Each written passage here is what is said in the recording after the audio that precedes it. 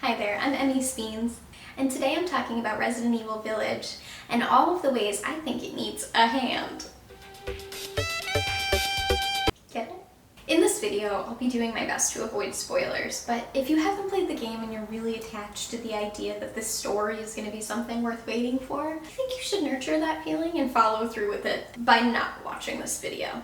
Self-care. For a newcomer to the Resident Evil series like me, Resident Evil Village just felt really flat. The lore felt really one-note and empty. The exposition was lazy and very, very heavy-handed. I went in pretty blind. My entrance into the Resident Evil franchise was actually Resident Evil Biohazard, which came out a few years ago. I'm a super huge fan of the survival horror genre, so when Village breadcrumbs started to get dropped, I was pumped. I don't know if I was well served by going in completely blind to the rest of the series. In all truth, I had basic notions of what Resident Evil was and what it meant to people, like in terms of its puzzles and the survival horror aspects of the game. But if Resident Evil Village is indicative of the quality of the Resident Evil series, either as a survival horror or a shooter game, I'm not really interested. You can keep it. Resident Evil's biggest problem, the one I really just could not get over, was the fact that it played all of its cards right in the beginning. I'll give you a hand with that one. See, I think it works a little better here. Wait, there's more. I'll give you a hand with that one. It's Ethan's hand. That's the whole problem. There's really nothing at stake for the rest of the game. Ah, shit! I, as a newcomer to the series, wasn't sure whether him continuing with business as usual was a fixture of the series, so I took it as an indicator that this was going to be an over-the-top campy horror experience. Like I'd let you get away. I was wrong.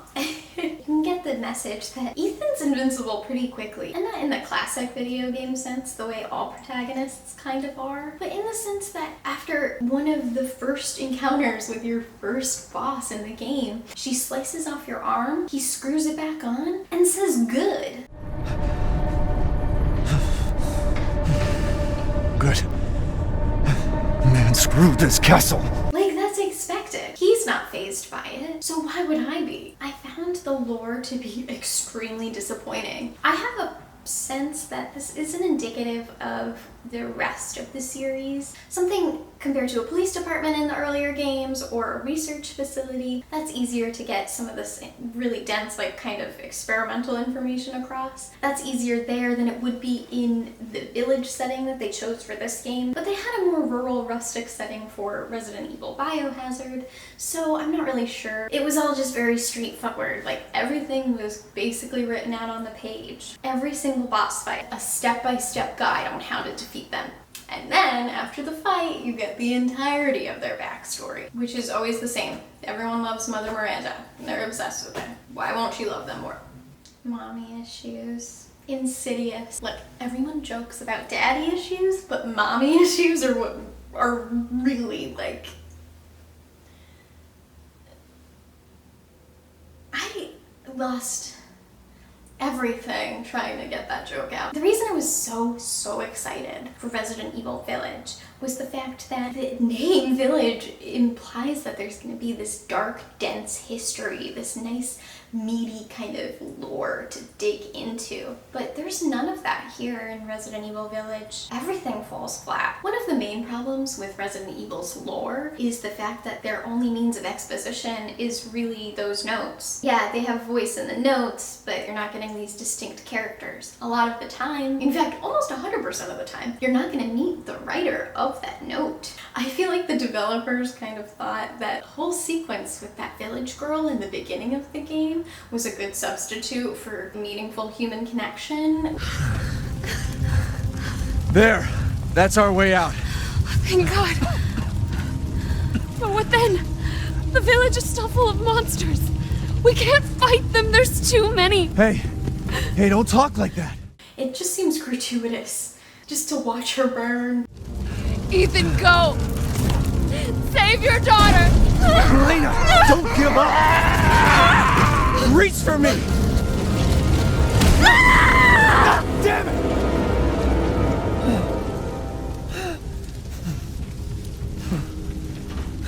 Why is everyone dying on me? Why?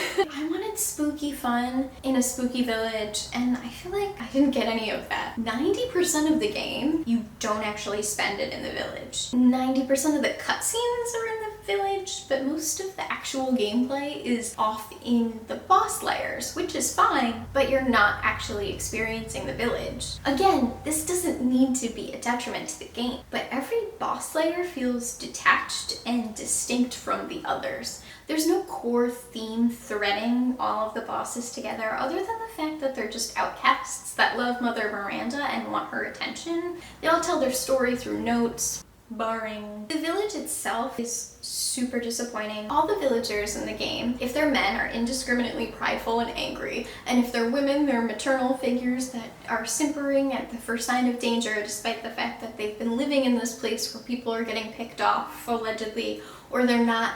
The lore it kind of alludes to both happening, that they lived in fear but also didn't. So that's another thing. You don't really get to meet the villagers because they're all killed off immediately. Stay back! No, let me go!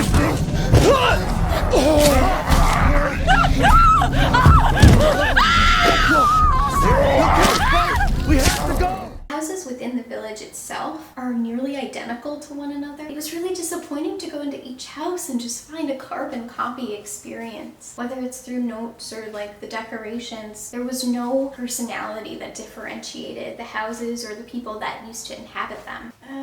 But the monsters are bad.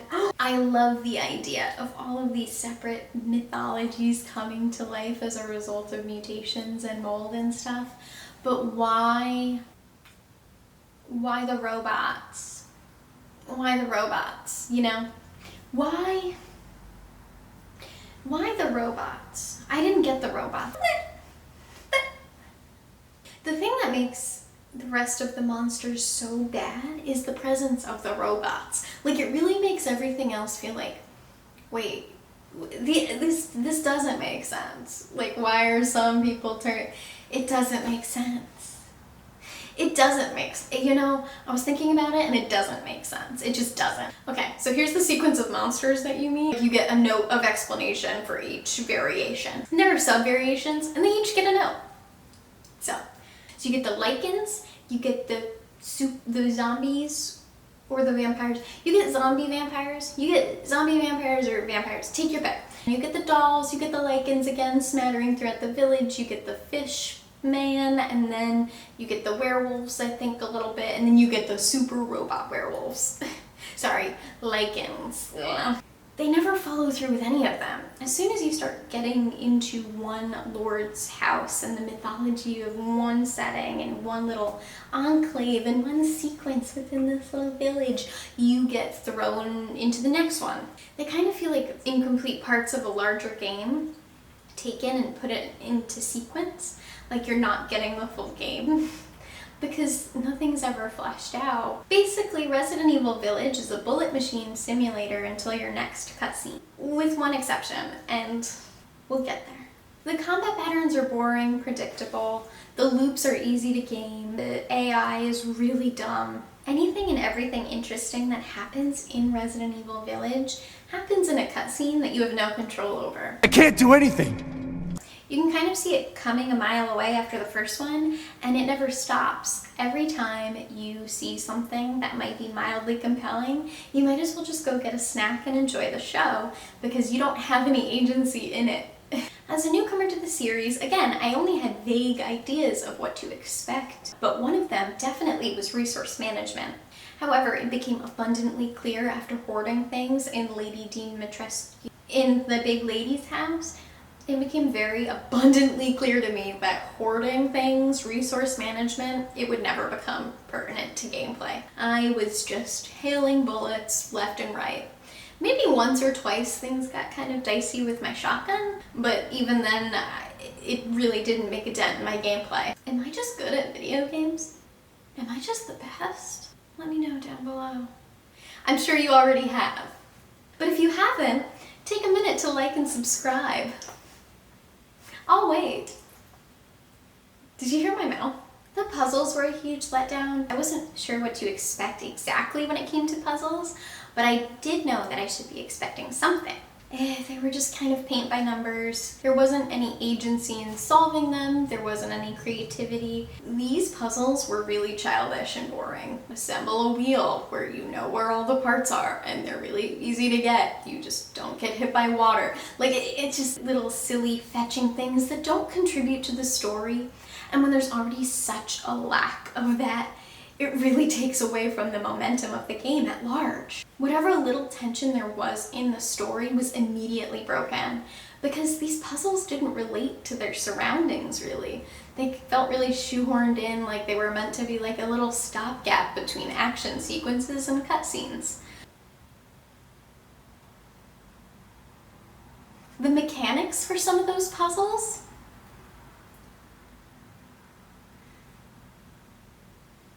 I can't even talk about it because I'll start screaming.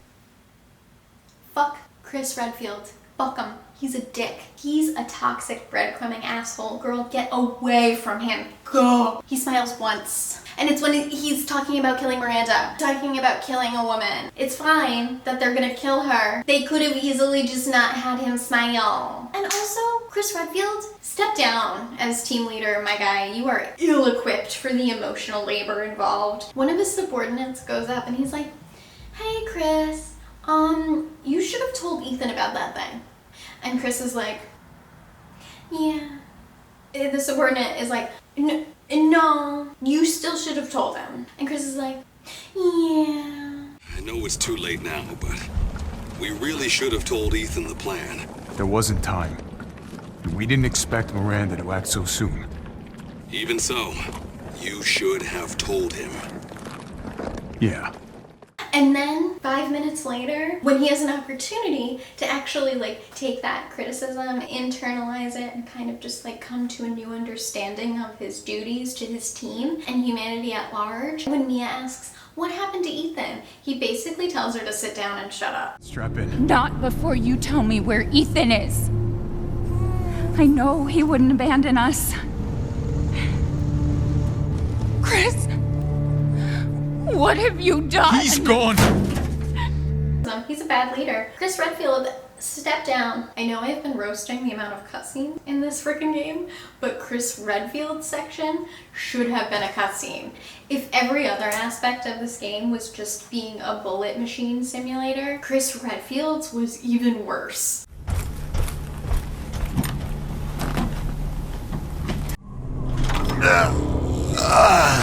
I've been waiting for you, Mr. Winters.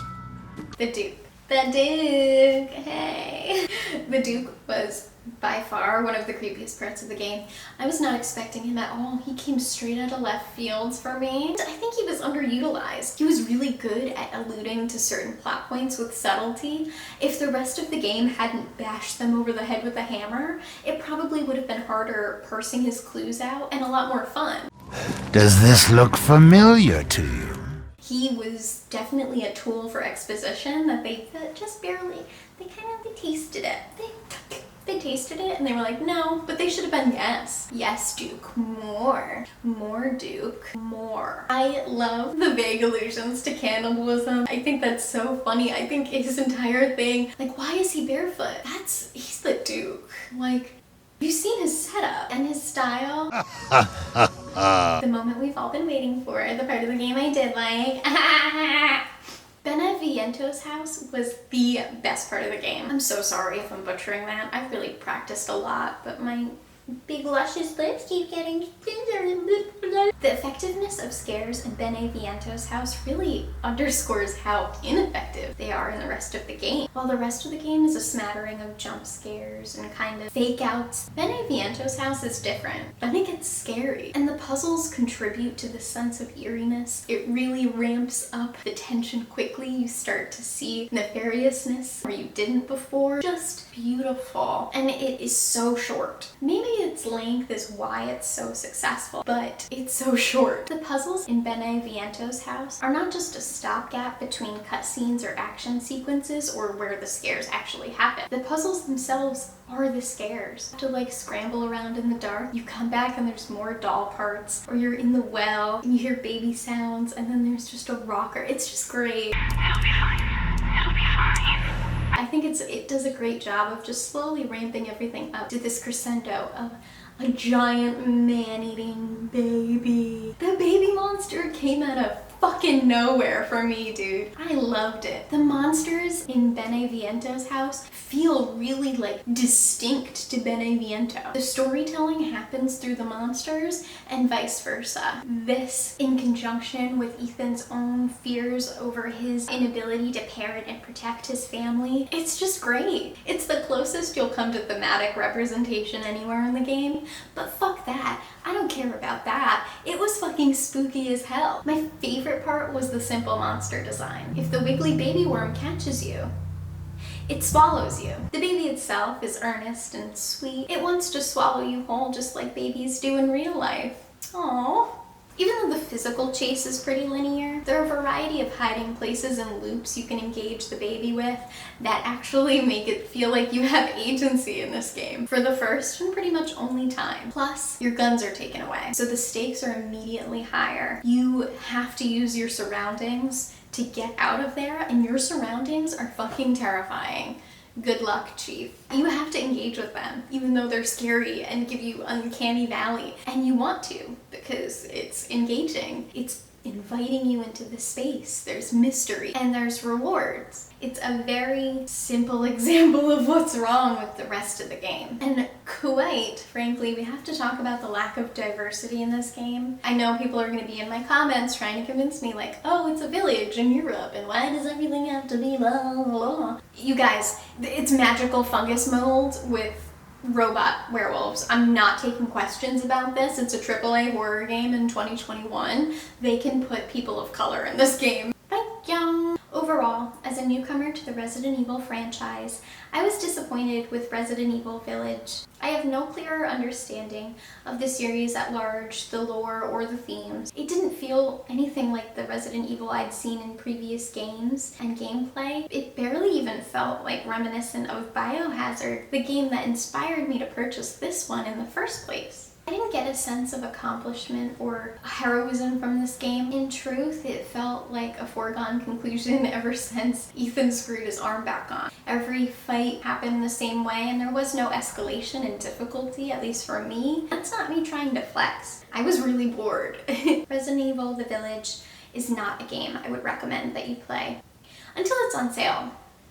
But even then you might as well just buy Biohazard. In conclusion, Resident Evil 8, it needs a hand. Remember to like, comment, and subscribe, and I'll see you next time. We're talking about cyberpunk. Blah blah. Bye guys.